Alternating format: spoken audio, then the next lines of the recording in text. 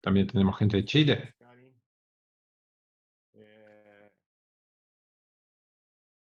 Pienso que podemos dar inicio. Tudo certo na gravação? Podemos empezar. Podemos começar? ¿Todo correcto con la grabación? ¿Podemos empezar? Sí. Obrigado, Jefferson.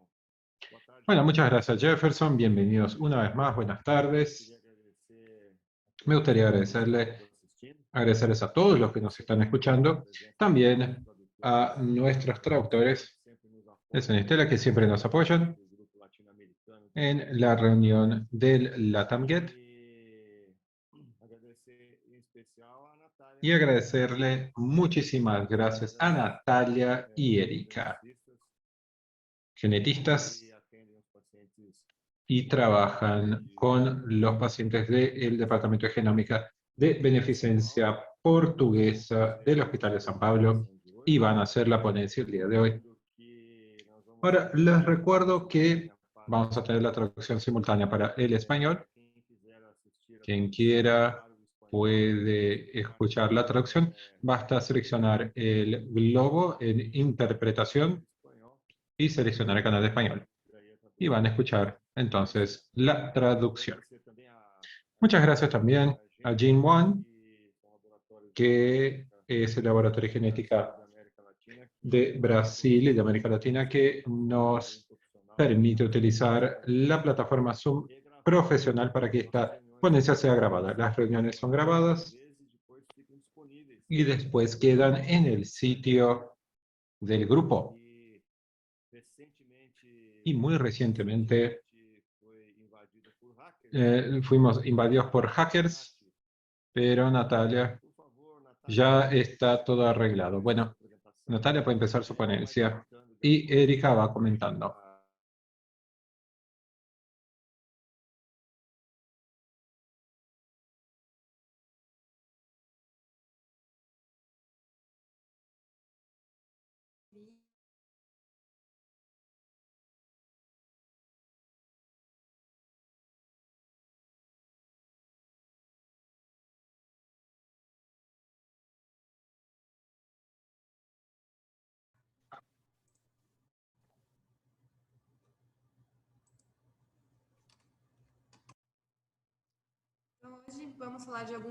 El día de hoy vamos a hablar de algunos casos clínicos y algunos desafíos de oncogenética. Ahora, antes de empezar a hablar de los casos, recuerden, de la consejería genética, ¿de qué se trata realmente esto? Bueno, vamos a grabar que es un proceso de comunicación que tiene el asesoramiento, ayuda a las personas, sus familiares a realmente entender las relaciones familiares y todas las cuestiones que están relacionadas a la posibilidad de que el paciente tenga un disturbio genético o no. Dentro de este trastorno genético y el asesoramiento genético tenemos una asesoría genética que es identificar los individuos que son portadores, por ejemplo, de la síndrome de predisposición hereditaria al cáncer. Y así podemos hacer un planeo de medidas de prevención que pueden ser aplicadas a diferentes situaciones de riesgo del desarrollo de cáncer. Entonces, es un proceso muy largo que tiene muchos detalles que son muy importantes, que van desde su análisis, de la recolección de la historia familiar, el design, el proyecto del heredograma, un análisis clínico y crítico de todas las ocurrencias y todo lo que se detectó en esta familia. Podemos hacer una estimación de riesgo, probabilidad de mutaciones y logramos hacer un genetista hace la indicación de una prueba genética. Que entonces, después de esto, se hace la asesoría genética post-test y acá tenemos el resultado. Y después tenemos el seguimiento prospectivo. De una forma muy sumaria, bueno, vamos a discutir esto. Todo el proceso de asesoría genética, consejería, es un proceso que no es directivo, es confidencial y tomamos en cuenta todos los aspectos del proceso de salud del individuo y de su familia. Como hablamos de la comunicación que está presente en todos los procesos. Muchas informaciones que están siendo compartidas en diferentes núcleos para el individuo. Después hablamos de su familia inmediata y dentro de las familias macro tenemos otras familias, claro. Entonces son muchos núcleos y tenemos un proceso de comunicación que es muy importante para poder entender bien la comunicación. Ahora necesitamos entender la comunicación. Tenemos un emisor, después el emisor, antes de que pase este mensaje, que lo hacemos por el habla, nosotros a veces tenemos algún ruido, que puede ser un, un local que no es adecuado, hay mucho ruido, o hasta el propio profesional no está preparado para este momento, para que está ansioso. Entonces hay realmente algo que puede causar un problema en el mensaje. Y también tenemos la decodificación del mensaje para quien recibe el mensaje. Y también el paciente puede tener ansiedad, puede no haber recibido mucha educación, es a veces difícil que entiendan ciertas palabras. Por lo tanto, es muy importante entender muchísimo las idiosincrasias para hacer un proceso efectivo de comunicación. Cada individuo pasó por experiencias únicas, específicas, y tienen problemas, cuestiones específicas que pueden decodificar el mensaje así de una forma diferente. Por lo tanto, la comunicación tiene que ser muy clara. Necesitamos hacer con que la retroalimentación sea positiva y que entiendan el mensaje pasado durante el asesoramiento genético. Bueno, lo que vemos es que cada individuo es diferente en la forma de interpretar y reaccionar en lo que dice respecto al asesoramiento genético y la prueba genética, porque tenemos una percepción única que puede estar relacionada a sus experiencias personales a causa de un contexto sociocultural y que tiene una variación. Por lo tanto, pensando en todo esto, hoy vamos a hablar de algunos casos que tienen resultados como la prueba genética con variante germinativa patogénica. ¿Y qué quiere decir todo esto de acá? Vemos las situaciones posibles cuando tenemos un positivo, como la presencia de una variante germinativa patogénica. Tenemos algunas cosas que pueden ocurrir en la familia. Vean, un alto nivel de preocupación por la salud, un sentimiento de culpa, un sentimiento de responsabilidad por las informaciones dentro de la familia. La culpa una vez más, cuando se hace una prueba positiva y que resulta positiva en un niño. Algún trastorno en la dinámica familiar. Y también tenemos cuestiones positivas, claro. Cuestiones que el individuo dice que ahora logran explicar la razón de que tengamos tantos casos, por ejemplo, de cáncer en una familia. También tenemos la posibilidad de considerar más protección, porque tienen estrategias personalizadas de la reducción de riesgo.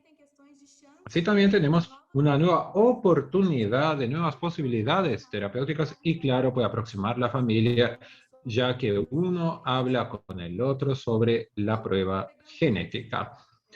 Tomando en cuenta todas estas cosas que vemos en la literatura y podemos discutir estos datos, tenemos algunos casos. El primer caso. Vamos a hablar primero de la presencia de variante germinativa patogénica en BRCA1. Vamos a recordar de forma muy rápida. Y para hacer un sumario, hay un aumento de riesgo de cáncer de mama, ovárico, próstata y páncreas. Y aquí, cuando tenemos la presencia de la mutación de la variante patogénica, tenemos directrices, varias directrices, como por ejemplo, hacer la salpingoesferectomía de entre los 35 y 40 años. Tenemos exámenes que se hacen de 6 en 6 meses, una vez al año, para que logremos hacer con que el riesgo disminuya. Vean el caso. Una mujer de 38 años tuvo cáncer de mama triple negativo a los 34 años de edad. Llegó entonces al hospital y quería hacer la prueba genética, e incluso el oncólogo dijo que sí. Cuando hizo el panel, resultó una variante patogénica en el gen BRCA1. Después del asesoramiento genético post-prueba, trajo sus hijos y ya se pidió la prueba para los hijos. Mientras se esperaba el resultado de la prueba, habló con nosotros y no quería que hablara, que que se resultados con los hijos, porque vio que el resultado con el hijo era positivo y el hijo estaba en un momento muy complicado, tenía depresión, el hijo era positivo ya para BRCA1 y estamos a principio de la pandemia y tenía más ansiedad, no recibía la atención del psicólogo aún y pensó que tal vez no lograra lidiar con la situación mismo porque estaba terminando el tratamiento, su tratamiento que también causó algunos problemas, conflictos y algunas cosas que hicieron que el hijo pensara, bueno, el hijo tenía mucho miedo de perder su madre. Como pueden ver acá en el heredograma, es separada, es divorciada, pero tiene otra pareja. Otra cosa que discutimos con esta paciente es la reducción, bueno, las salpingohisterectomías, cirugías que reducen el riesgo. Ella dijo que no quería hacer la cirugía porque su sueño era correr una maratona y sabía que si tiene una disminución hormonal, no va a tener una calidad de vida tan adecuada. ¿Cuánto le gustaría para ser un atleta? Entonces su sueño es correr un maratón, no quiere tener problemas hormonales y estas fueron las cuestiones personales de la paciente. Esse Natalia, caso é muito interessante por creo várias que esto es razões. muy interesante por varios Primeiro, quando você puntos. olha Primero, o heredograma, cuando vemos el você heredograma, não vê outros casos de câncer, no vemos na otros verdade? casos de cáncer, ¿no? Es muy É muito interesante. interessante. E outra coisa que chama atenção também é Otra cosa que que llama la atención también essa preocupação dela com es que isso, esa preocupación entende? tiene dos aspectos.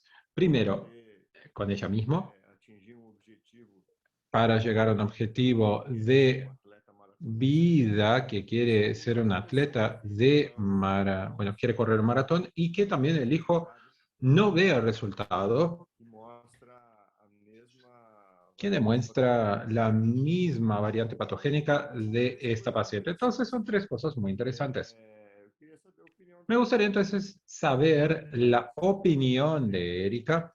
Primeiro, Primero, Érica, com relação Erika, en lo a que essa dice família, respecto a esta familia con una historia onde en verdad pobre, caso digamos, de da, pocos casos de da mulher cáncer, não mismo que fez su uma madre oophorectomia, hizo una salpingohisterectomía a los 34 años, no se sabe por qué, pero no tiene casos de cáncer de mama. Tiene una hermana del lado del o que padre, que você es una acha? familia pequeña. ¿Qué le parece esto? Eu me lembro dessa paciente, a Siempre que mãe me não recuerdo fez esta cirurgia, paciente, né? Então ela la não madre fez no uma fue, no hizo la oophorectomia. prueba. Ela, Hizo la salpingo a y paciente na época não revelou o en motivo. aquel entonces Ela no se hizo la foi prueba. testada, ela não La tem. hermana se hizo la prueba y no tiene la mutación, Agora a gente es não tem negativa. informação da família do lado Pero materno. no sabemos nada de la familia del lado paterno. Os pais se Por lo separaram, tanto, vimos que los padres se separaron a gente não sabe referir a história. y Então pode ser, e ela no também não sabemos ver la historia. ela foi criada pelo pai, né? Fue Pelo padrasto. criada Então, por el padrastro. e uma coisa que eu queria destacar, que a Y Natália vai otra cosa que dizer, me gustaría también decirles es que es una paciente extremadamente que ela apresentou que sabe muy bien cuál es su cuadro de cáncer, lo entiende, tiene uma clareza, né, em una relação à claridad cirurgia, ela tem y entiende lo que es la uma salpingo o oferectomía. então ela é uma ah, paciente es una paciente que tiene, emocional e del punto de vista emocional, frustrada, es ponto muy, de vista de sabe muy bien lo que está ocurriendo y también entiende uma la paciente explicación, importante. tiene un nivel cognitivo muy bueno. Isso, né, a gente tem que olhar para Tenemos que considerar todo esto, estratégias de ver cuáles son las estrategias, si es una paciente que tiene un bloqueo o no, cirurgia, né, e a decisão dela para la cirugía. Y ella dijo, lo interesante inclusive ela voltou conosco es que ella situação do filho. Então ela trouxe depois nos dijo, bueno, quiero compartir con ustedes esta tomada de decisión y para ella era muy importante que el hijo Eu acho aún no supiera. que todos esses aspectos, Creo que inclusive todos estos aspectos, concordando com você, que a gente tem que incluso adaptar Milena está de os acuerdo con usted, tratamentos de acordo necesitamos com os adaptar objetivos de cada pessoa. el tratamiento de acuerdo al objetivo de tratamiento de cada persona, de cada paciente. Y esa toma de decisiones que están en el protocolo, en el guideline, no significa que es obligatorio cuando uno lo haga. Muy recientemente tenemos un trabajo que fue publicado en Europa, creo que fue Noruega o Dinamarca, no recuerdo, pero hicieron el análisis de mujeres que tenían variantes patogénicas en BRCA1 y 2 y que no querían así, hacer la salpingo, la cirugía. Bueno, el resultado de este trabajo es que las mujeres con BRCA2 se hizo el seguimiento de forma adecuada, no tuvieron una más alta mortalidad de aquellos que hicieron la salpingo o oferectomía. Entonces, realmente es un trabajo que demuestra el resultado de la cirugía, pero el ovárica aún está en el rango antes de los 40, entonces tenemos que tomar en cuenta todo esto. Natalia, ¿qué le parece si no hablamos del resultado de la prueba para un hijo? Lo pensamos en aquel entonces, era esperar el momento del hijo porque ella dijo que él no quería saber.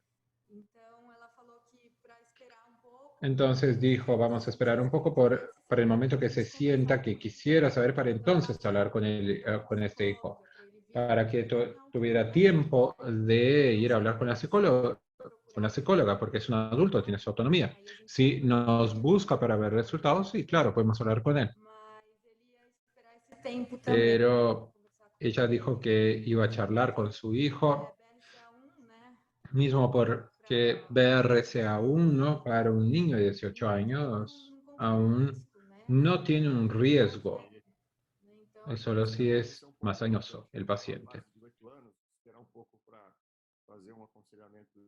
Tenemos que hacer una asesoría, un asesoramiento genético y no tiene ningún riesgo importante, pero es importante que los dos hijos participaron del asesoramiento genético y es muy importante recolectar la prueba. Y después que aceptaron hacer la prueba, ellos no quieren verlos o escuchar los resultados y la madre lo quiere comunicar. Eso es algo muy interesante. También les voy a demostrar, porque tenemos algunas cuestiones, es hasta muy interesante preguntar en el pretest, en la preprueba, cuál es su motivación, por qué hacen la prueba, para que el paciente lo piense. ¿Por qué hago la prueba? Porque no saben la razón por la cual hicieron la prueba. Si lo hicieron porque la madre es positiva y ya hicieron, o tenía sentido en aquel entonces, para ver si entienden por qué quieren hacer la prueba. Eso es algo muy importante. Cuando proyectamos el heredograma, y usted mencionó que no tenemos muchos casos de cáncer en la familia, es importante notar que hay un trauma muy grande cuando tenemos hijos adolescentes que la madre tiene cáncer y de repente no tenemos ningún otro caso en la familia, porque es el primer caso, es algo muy fuerte, es una evidencia muy importante. Necesitamos tener esta sensibilidad de entender esta dinámica familiar. Tenemos que lidiar con el primer caso de cáncer en la familia, como un todo, después la prueba genética. Claro, necesitamos, bueno, desde cuando se hace la historia familiar y el heredograma. Y claro, esto también probablemente no tiene, esto viene del lado del padre y esto, cuando no tenemos la información de uno de los padres, una mujer con cáncer de mama, joven, triple negativo, puede entonces existir, bueno, tenemos que ver si es cubierto o no por el seguro de salud. Tomás nos escribió y dijo, ¿y si el niño tuviera 14 años? ¿Qué cambia? Bien, con 14 años para BRCA no se hace la prueba, y solo después de los 18 años se piensa que el individuo tiene la autonomía de hacer una prueba por motus propio, por elección propia, y no es necesario porque no tiene un alto riesgo para jóvenes. pero lo hace con 18 años porque ya tiene la autonomía de la toma de decisiones. Y ya lo vemos desde un punto de vista legal. Sí, estoy de acuerdo con ustedes. Mesmo sabendo Y que pode también, mismo sabiendo del bajo riesgo de este niño con 18 años, entonces sí, eu acho que fazer o teste creo que hacer la prueba para BRCA1 en un joven para esses indivíduos, né? no es una acción preventiva en estos individuos. Cuando tiene más de 18 años puede decir algo, pero este niño tiene 18 años, Sim. Mais solo alguma si coisa? quisiera tener hijos. Na verdade, tem. Bueno, Só para a gente falar rapidinho. ahora vamos a hablar muy rápidamente lo que tenemos en la literatura. Vemos que la cirugía de reducción de riesgo, que es un proceso que hacemos en la toma de decisión, vemos cuando se pregunta a las mujeres cuál es el momento correcto de hacer la cirugía. Tenemos la edad que es recomendada, pero las mujeres empezaron a responder en su servicio de oncogenética cuando las decisiones están encajadas en su vida. Esa es la respuesta. ¿Tiene sentido en la vida de la paciente que después del maratón tal vez haga la cirugía? Entonces, cuando tenemos un tiempo suficiente para pensar sobre la decisión o cuando se sienten emocionalmente prontas para lidiar con las consecuencias, cuando las cuestiones y conflictos sean resolucionados y necesitamos hablar de la cirugía de reducción de riesgo y cómo ese trabajo se hizo en Canadá. Tenemos también material que ayuda en el cuidado de este paciente. Y también tenemos el ciclo vital de la familia. Trabajamos con mujeres muy jóvenes, salen de esta fase madura, que es el inicio de la vida profesional, que es la fase de adquisición, que es el ciclo vital de la familia. Entonces empiezan a tener hijos o ya tuvieron hijos y empiezan a tener una vida de mandar los hijos bueno, de que los hijos salgan al mundo. Estas mujeres que tienen mutación en BRCA1, BRCA2 están en este ciclo de la familia y tenemos que ponerle atención en esto también. Y acá, no solo en la literatura, vemos que mujeres que hacen cirugía reductora de riesgo, que no tuvieron, bueno, que tuvieron cáncer, tienen menos problemas emocionales. Bueno, ya tuvieron un problema, entonces ven la cirugía de reducción de riesgo como un problema también. Entonces, tenemos que darle más soporte en este proceso. También hay un estudio que muestra que no hay un aumento en lo que es depresión ni nada que cause algo muy negativo cuando hacen su salpingoforectomía. En el caso del niño que comentábamos, ¿cuáles son los eventos además de la prueba genética? Vemos que están viviendo en pandemia, es un niño que ya tenía algo de depresión y empezamos a hablar de la motivación para hacer la prueba genética. Por eso también es tan importante tener un equipo multidisciplinario y tenemos herramientas para entender a la familia, al individuo, y por eso de hecho traigo este ejemplo del genograma, el heredograma, y tenemos las relaciones aquí. La cuestión emocional que está en esta familia, hay que ver si hay violencia, algún tipo de acoso, si hay algún tipo de relación cortada o reparada, si hay armonía. También están las relaciones con la familia. O sea, si son padres separados, casados, amantes, en fin, lo que sea. Hay muchas cuestiones que tenemos que pensar aquí desde nuestra práctica en el día a día. Veamos el caso número 2. En el caso 2 vamos a hablar un poco de mutación YH y tenemos que pensar en las guías, claro. Hay algunas guías como hacer colonoscopía, por ejemplo, endoscopía. Y este caso me parece muy interesante. Perdón, Natalia, te interrumpo un segundo a ver si podemos volver aquí a la diapositiva anterior, porque tenemos que pensar que el gen MUT-YH causa poliposis intestinal atenuada cuando es bialélico recesivo. Cuando se encuentra en heterocigosis, o sea, si hay un alelo que es normal y uno que está alterado, empieza esa situación que nos mencionas. Y es una situación que aumenta el riesgo. Un 8% para cáncer en el colon y un poco más incluso para el endometrio. Y es un gen que todavía se conoce bastante poco en términos de riesgo. Cuando hay alteración y hay heterocigosis. En homocigosis, nosotros conocemos la enfermedad como la poliposis en el colon atenuada. Una persona de unos 40 años, por ejemplo, podría tener 30, 40, 60 pólipos adenomatosos en esa región, pero en heterocigosis, como en este caso, justamente, es un enigma, misterio, ¿verdad? Exacto. Exactamente, hay que ver la historia familiar, que es importante.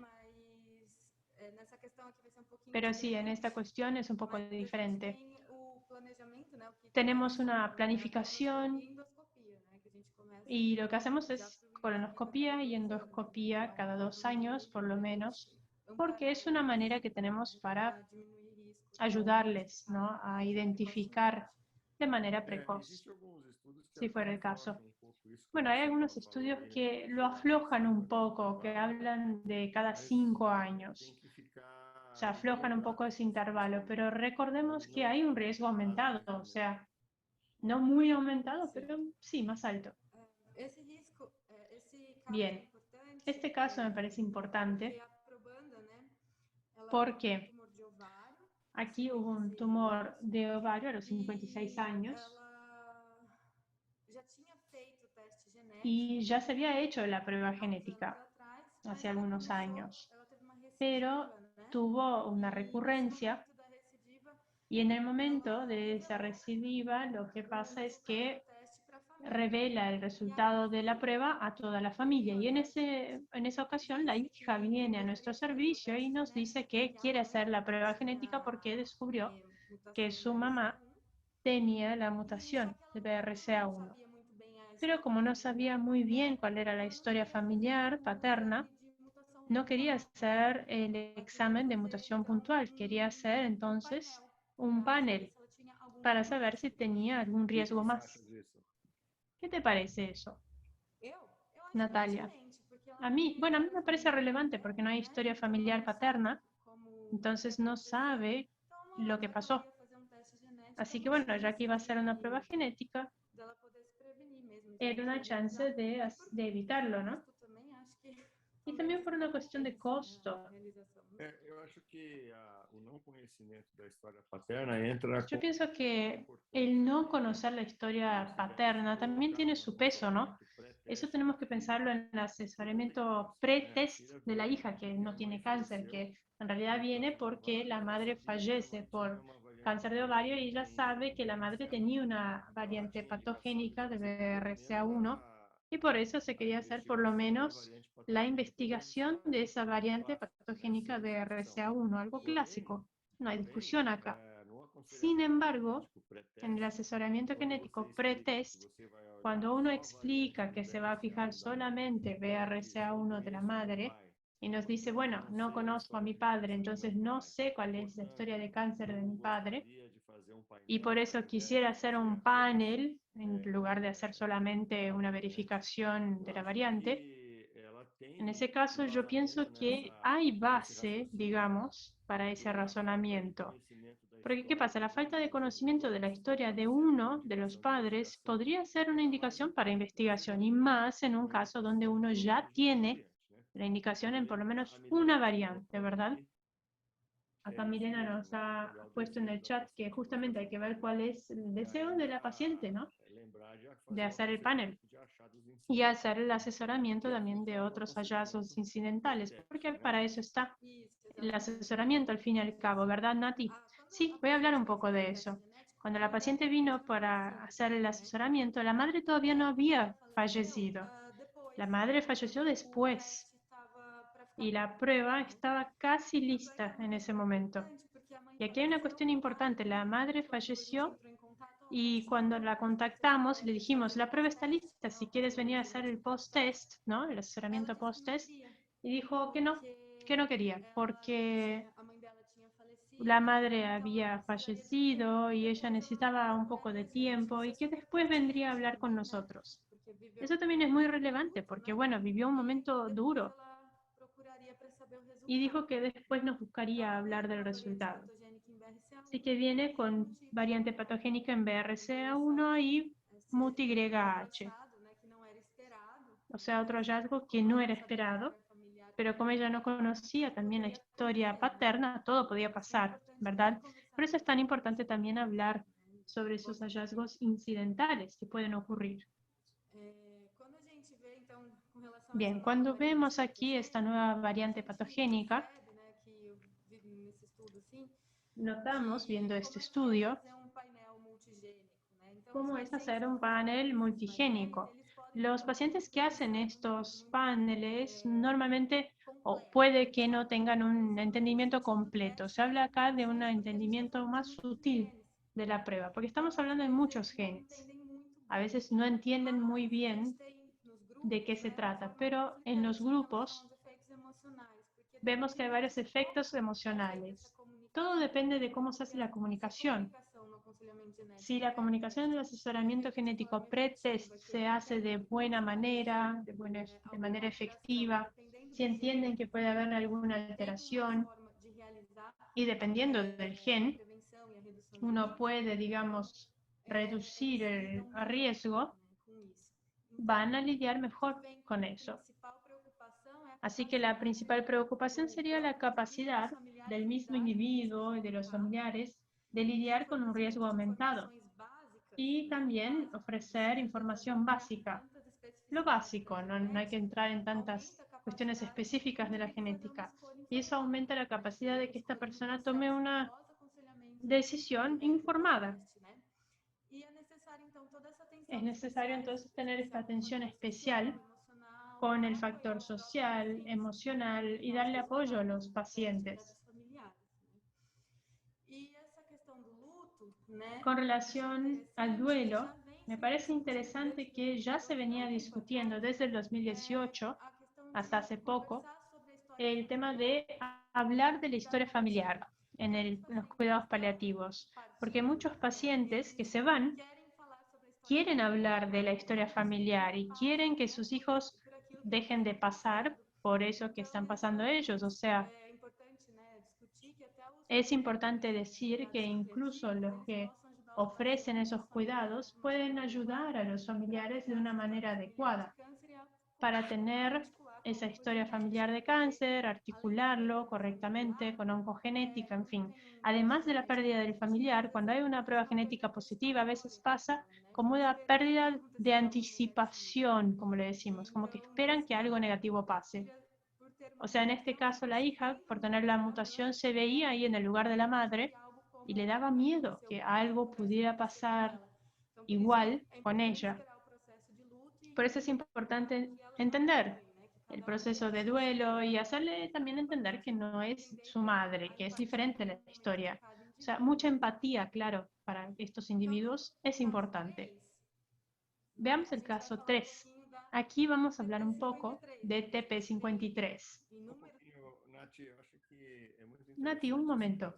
Me parece interesante también este caso, con todos estos aspectos que nos mencionabas, y la cuestión del luto es difícil, perdón, de duelo, es difícil hablar del duelo en una consulta médica, pero eso muestra que todos y todas tenemos esa dificultad de hablar de la muerte, incluso en este contexto de salud, porque teóricamente estamos preparados para lidiar con ello, pero no.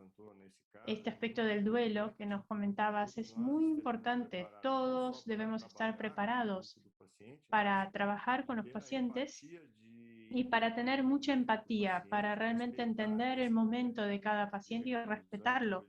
Respetar un momento en que quieren estar más alejados o un momento de duelo realmente. Es una cuestión de timing para después hacer el consejo post-test, los exámenes de prevención o cirugía de reducción de riesgo o lo que sea. Pienso que hay que tener ese feeling, esa sensación de cuál es el mejor momento. Eso hay que sentirlo, eso es muy importante.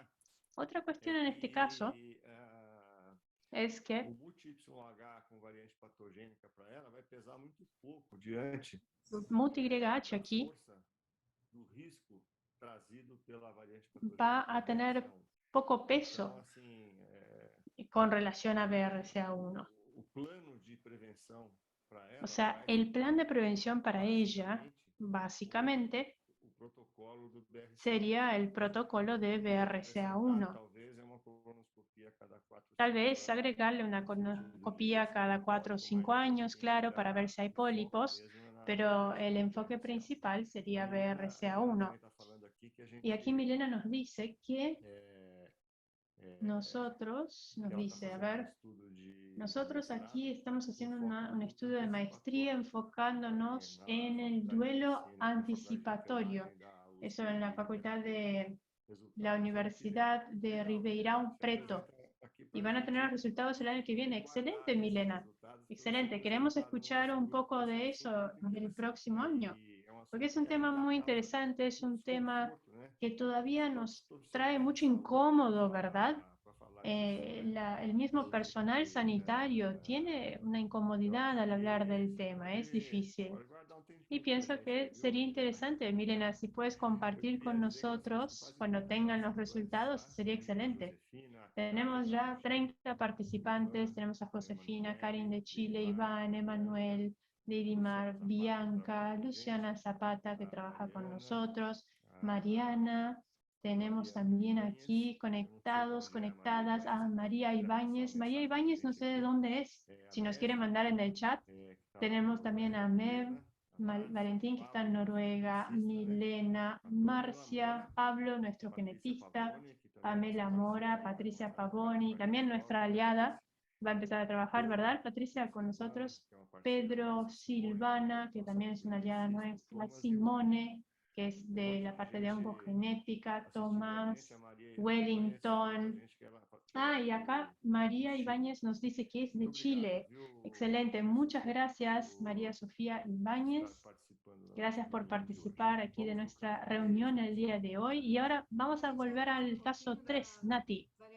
Perfecto, vamos a hablar de la variante patogénica germinativa TP53 y acá están los riesgos principales, digamos, relacionados: cáncer de mama, sarcoma, adrenocortical, sérico, y acá tenemos una serie de acciones importantes en las guías para tratar de disminuir el riesgo, para tratar de detectarlo de manera precoz. De hecho, una muy importante es la resonancia completa, ¿no?, de todo el cuerpo, y es algo que hacemos ya desde la infancia. En este caso, tenemos un caso de cáncer de mama. Perdón, Nati, vamos a ver la diapositiva anterior de las guías. Acá tenemos el protocolo más actualizado, ¿verdad?, para hacer el acompañamiento de pacientes con variantes patogénicas en TP53. Y lo que quisiera decir, Nati, es que el protocolo ha cambiado bastante en los últimos años. Cada año cambia algo, ¿verdad? Me acuerdo hace algunos años uno tenía que hacer un montón de exámenes de sangre a los niños cada X meses, ultrasonido para adultos, también una serie de exámenes de sangre, era distinto para mujeres y hombres, y a mí me costaba bastante recordar todo lo que había que hacer. Entonces tenía que ver mi machete, digamos. Cuando llegaba una persona así, yo miraba a ver cómo era el tema, pero ahora se está haciendo más sencillo gracias a la resonancia completa, ¿no?, del cuerpo completo. Eso es interesante destacarlo. Gracias a esta resonancia, pese a que todavía no es asequible para todos los servicios, igual es una herramienta muy interesante para hacer el follow-up de estas personas, ¿verdad, Nati? No sé si Erika quiere añadir incluso acá. Sí, hablando del acceso aquí, por ejemplo, la resonancia del cuerpo completo no está en la tabla de OMS, o sea, depende realmente del seguro médico, a ver si tiene, si lo cubre o no. Hay servicios de oncogenética, hay algunos que yo conozco, que junto con el equipo de diagnóstico hicieron como una alianza, cual es importante para el follow-up de los pacientes, para que este protocolo se haga correctamente. Tenemos que recordar que incluso en los servicios que atienden a los pacientes de diferentes seguros médicos, en algunos casos hay acceso, pero en otros no. Y en esos casos que no, el paciente tiene que pagarlo, lo cual puede ser más problemático porque es bastante caro, de hecho, es un valor muy alto para muchísimas personas. Sí, es muy significativo. Bueno, este caso es un caso de cáncer de mama triple negativo. La paciente tuvo el diagnóstico a los 46 años y llegó a los 53 años de edad. ¿Qué ocurrió? Ella hizo bueno, fue a ver a un oncólogo y le pidió un panel y no pasó por la asesoría genética pre-prueba. Y entonces hubo un cambio, bueno, en el resultado dijeron, tuvimos un resultado con un cambio, entonces tienen que hablar con el asesoramiento genético. Y esta paciente ya había buscado mucho en el Google sobre TP53 y se quedó con mucho miedo porque no entendió muy bien lo que había ocurrido. Y bueno, Natalia, perdón que te interrumpa. Creo que tenemos dos aspectos aquí en lo que usted dice, por lo menos en lo que pienso. Primero, tuvo una prueba triple negativa con 46 años de edad. Ahora tiene 53 años, es que hizo la prueba. Quiere decir, pasó todos estos años bajo riesgo sin ninguna acción de prevención en lo que dice la prevención de la síndrome de Frauenfeld. Ahora, independiente de la razón, cuando tuvo cáncer de mama a los 46, debería haber visto o haber hecho una evaluación de riesgo. Ahora, la evaluación de riesgo puede o no incluir la prueba de predisposición genética hereditaria. Ese es el punto que me gustaría dejarles muy marcado el día de hoy, es que hacer la evaluación de riesgo no significa que estamos obligados a hacer una prueba genética. No significa eso. La evaluación de riesgo es apenas aclarar dudas, explicar, poner de forma transparente la situación. El paciente decide si quiere o no quiere hacerlo. Porque la peor situación que puede ocurrir, en mi opinión, es la toma de decisión de hacer o no hacer algo sin la información de lo que significa hacer esto. La toma de una decisión equivocada de hacer o no hacerlo, alguna cosa, es mucho más alta si no se sabe lo que se está haciendo. Entonces, antes de hacer algo, tenemos que hacer el asesoramiento genético y de riesgo. Significa aclarar dudas. Y ahí el paciente puede decidir. Entonces, conscientemente puede decidir cuál es el riesgo de hacer y de no hacer la prueba. Estoy de acuerdo. Le damos más autonomía y educamos al paciente y lo ayudamos en todo el proceso de toma de decisión. Para que haga la decisión que es mejor. Parece muy obvio, pero no lo es. Parece que es lo obvio de lo obvio, pero no es lo que ocurre en la práctica.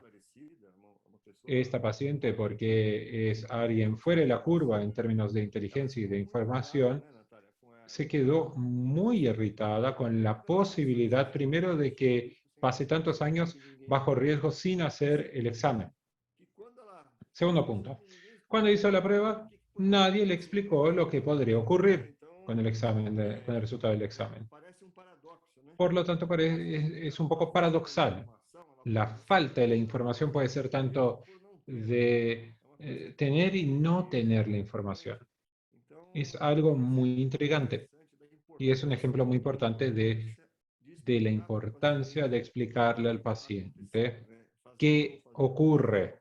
Hacer o no hacer la prueba es una consecuencia, no es lo más importante. Lo que ocurre a causa de las terapéuticas es que los exámenes se piden de forma muy amplia y sin la orientación sobre las consecuencias y los posibles resultados. Yo específicamente no soy contra que no especialistas pidan la prueba, pero creo que estos colegas que hacen el pedido tienen que explicar en lo mínimo lo que está ocurriendo en este examen y cuáles son las posibilidades, específicamente si no tienen una asociación con un departamento de oncogenética. Lo ideal es trabajar juntos. Sí, juntos y estipular los servicios porque tenemos resultados, no solo para el individuo, para el riesgo del individuo, pero también para sus familias, sus hijos. Y el TP53 es un gen que hacemos la prueba desde la infancia, que lleva a cuestiones más delicadas. Por eso que es muy importante tener el asesoramiento genético preprueba o hacer toda la información necesaria sobre las implicaciones de la prueba. Y lo que vemos es la asesoría, el asesoramiento genético preprueba es para entender cuál es el resultado y ver, hacer una estimación del resultado y ver las posibles implicaciones. Se puede conocer el individuo y su familia. Vamos a empezar un proceso de educación y vamos a desmistificar posibles ideas irreales en lo que dice respecto a la prueba genética. Muchas personas piensan que van a hacer la prueba y van a descubrir si van a tener cáncer o no. Y tenemos que decir que es un aumento de riesgo, pero no es un predictor de riesgo. Y tenemos que favorecer la comunicación correcta entre los familiares. Y si tenemos un resultado positivo, la persona está desesperada y habla de forma desesperada con toda la familia de que tenemos un resultado de una prueba. Y si se descubre por la internet que los familiares lo deben hacer, llevan a algunos problemas. Y puede disminuir también toda la ansiedad en lo que dice respecto a los resultados, porque explicamos que es una disminución de riesgo. Tenemos protocolos que pueden ayudar en este proceso. Es muy importante hacer el asesoramiento genético y pasar por el proceso de comunicación. Si no me engaño, este caso, cuando el paciente llegó, es cuando creo que duró 1 hora y media que el equipo se quedó hablando con esta paciente. Es importante tener empatía y no juzgar, darnos cuenta de lo que es el no verbal, porque a veces está nervioso y no nos mira a los ojos. Necesitamos dejar que el paciente esté calmo, intentar reducir la ansiedad y, claro, siempre escuchar de forma activa, entender exactamente lo que está ocurriendo para aclarar las dudas del paciente y demostrar que tenemos un lenguaje claro y accesible y que sabemos de lo que estamos hablando con confianza y demostrar que el equipo siempre está a su disposición si tienen dudas, algunas angustias, anhelos. A veces hablamos con hermanos, hermanas, con los padres y se hizo el efecto de la prueba con todas las familias. Los familiares todos estaban más calmos, todos entendieron lo que era el proceso, entendieron lo que era una evaluación de riesgo, qué ocurría, lo que era el síndrome de Frauenmini y cómo pueden ser ayudados. Son varios factores individuales que pueden sí tener un rol en su efecto cascata y ayudar a toda la familia. Y cuando hablamos de forma correcta y teniendo una mejor comunicación con los familiares, es mucho más fácil. Bueno, este caso es muy bueno y cada familiar, bueno, es perceptible la comunicación intrafamiliar. La última persona que vino a hablar conmigo, claramente ya sabía todo.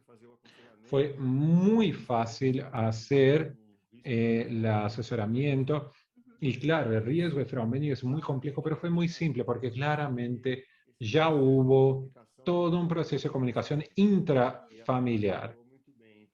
Y Natalia lo dijo muy bien. nos damos cuenta que mientras se entienda más dentro de una familia, este efecto en cadena lleva a una disipación de las dudas. Claro, es algo muy difícil para la familia, pero no es algo imposible de enfrentarse. Se enfrenta de forma entonces más suave de lo que algo muy áspero y de enfocar algo en algo que uno ni sabe que podría ocurrir con usted y está ocurriendo con sus hijos y sus hermanas. Cuando pasamos por el proceso es como si vamos a subdividir los pesos por la mitad, por ejemplo. Entonces estábamos muy pesados y poco en poco este peso casi que está tan liviano cuanto imperceptible. Es una gotita. Es muy importante, por lo tanto, esta comunicación. El último caso, ¿tenemos tiempo? 10 minutos. Bien. Vamos a hablar de algo un poco más diferente. El SDHB, que tiene un aumento de riesgo para feocromocitoma, para gangliomas. Tenemos directrices para la disminución de riesgo y empieza en la infancia también a partir de los 5 años de edad. Es muy importante y les voy a mostrar antes de mostrar el caso, me gustaría demostrarles la diapositiva que se hace la prueba genética en niños, porque muchos estudios mostraron los mismos datos. Pero el proceso que es más actual, de 64 pacientes pediátricos que tenían mutación germinativa en SDHB, el promedio de edad para diagnóstico de feocromocitoma y para ganglioma, que es de 3 años de edad, y estos pacientes con estos fenotipos, 70% de ellos desarrollan metástasis. Y es un alto número. Y la penetrancia de riesgo del gen es 30%. Por lo tanto, es muy importante la prueba genética específicamente para niños. Este caso fue una paciente que tuvo cáncer de mama con 41 años de edad, llegó a los 42, después casi de terminar el tratamiento, y hizo un panel genético y tuvimos la variante patogénica en SDHB. El día de la consejería genética post-prueba entendió el riesgo, es una paciente también que entiende muy bien, y avisó a las hermanas que también fueron a otro día para hacer la prueba, la preprueba. Se hizo la prueba en las dos hermanas, una fue negativa y otra tuvo una variante germinativa patogénica. En el día la paciente estuvo muy asustada, la hermana, que tuvo un resultado positivo, y estaba muy asustada, principalmente porque sabía que el hijo necesitaría hacer la prueba genética. Entró en contacto con nosotros y dijo que la hermana no quería que su hijo supiera de la prueba genética, pero quiere que se haga la prueba genética en el hijo. Esto quería decir que era un examen de sangre normal para el hijo de 11 años hacer la prueba sin que supiera. Y que le contaría solamente si la prueba es positiva. Positivo. Y si es negativo, nunca se hablaría de esta mutación en la familia. No quiere causar este peso para el hijo porque ya tiene algunos problemas personales y no quiere que con 11 años tenga más problemas personales. Bueno, con 11 años de edad es un casi adolescente que ya empieza a tener sus ideas, sus percepciones, tal vez interfiera en la autonomía mismo que la madre aún responda por él. Es un dilema ético. Y acá la prueba genética. En niños hay un artículo de 2015 y 18 que dice, por favor, haga la prueba en mi hijo, pero no le cuente, no le puede contar el resultado. La historia es muy parecida.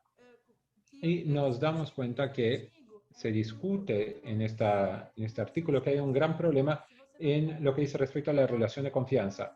Si no se le cuenta nada al niño, ¿cómo se va a desarrollar el resultado si se descubre después que el niño tiene un resultado positivo? Tal vez va a desarrollar problemas de confianza entre el sistema de salud, los propios profesionales y su propia madre. Vamos a tener una disfunción de relación. Y también la relación del niño durante su vida, de no tener la capacidad de la toma de decisiones. Esto es un psicólogo que habló de cuestiones éticas en el artículo. Y también no es correcto que el diagnóstico de la familia deba ser escondido de por vida, porque la madre, la tía va a seguir haciendo los exámenes y de repente porque alguien hace exámenes y en algún día se va a descubrir que hay una cuestión hereditaria en su familia. Y tenemos que trabajar en todas estas cuestiones psicológicas con un equipo multidisciplinario para lograr hacer con que los padres y los niños entiendan. Cuando vemos y hacemos una prueba en un niño, en un adolescente, es importante tomar en cuenta la edad de los niños, porque ahí podemos hacer una buena comunicación. Es diferente hacer una prueba genética en un niño de 5, 10, 12, 15 años, así por demás. Y así entender lo que entienden los padres en este proceso del asesoramiento genético para los hijos. ¿Por qué están preocupados? ¿Cuáles son las expectativas? ¿Cuáles son las cuestiones más importantes? Y después tenemos la cuestión de trabajar algunas creencias que tal vez no son verdad. El niño no va a entender. No creo que el niño entienda. Se va a sentir mal. Va a sufrir.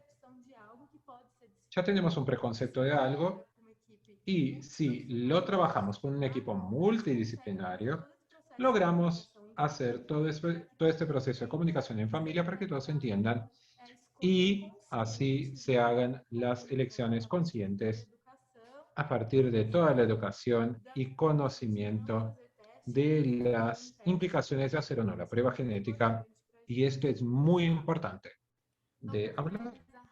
Bueno, para terminar muy rápidamente, los desafíos siempre existen en oncogenética. Trabajar con genética trae muchas cuestiones éticas. Doctor Benedito dijo en el comienzo sobre los protocolos. El recibir el paciente de forma correcta viene más allá de las directrices, va más allá de las directrices y protocolos. Tenemos todas las, más allá de hacer una prueba laboratorial, tenemos que buscar el equilibrio. Tenemos una postura paternalista, queremos decir las cosas por el paciente y también no podemos ser totalmente negligentes y decidir, dejar que el paciente tome la decisión después de que usted explique todo. No, tenemos que empoderar al paciente para que el paciente también tenga el poder y decida junto a nosotros, los profesionales de la salud, su tratamiento. Vamos así a personalizar la atención y le damos autonomía al paciente, de acuerdo a las expectativas de cada paciente y sus familias. Me gustaría agradecerles y me gusta mucho esta frase que necesitamos conocer todas las teorías, dominar todas las técnicas, pero cuando tocamos un alma humana, somos solamente otra alma humana. Siempre necesitamos empatía. Muchas gracias. Bueno, Natalia, me gustó mucho y no es poca empatía, tenemos que tener mucha empatía. Y estaba hablando eso ayer con Natalia Pereira, nuestra genetista y nuestra oncogenetista, exactamente sobre eso. Creo que oncogenética es mucho más de lo que pedir exámenes, NGS, Next Generation Sequencing y encontrar un resultado. Esa es la parte más fácil de la historia. Lo que es evidente en la literatura, de que más allá de seguir los protocolos, los grandes desafíos, Natalia, Erika, Milena, que nos mira también,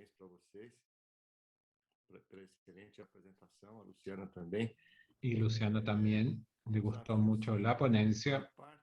El desafío es siempre No es la técnica, es la parte humana, entender las relaciones interfamiliares y tener un relacionamiento de todo lo que usted dijo con nuestros pacientes para crear una conexión de transparencia, de confianza, información clara.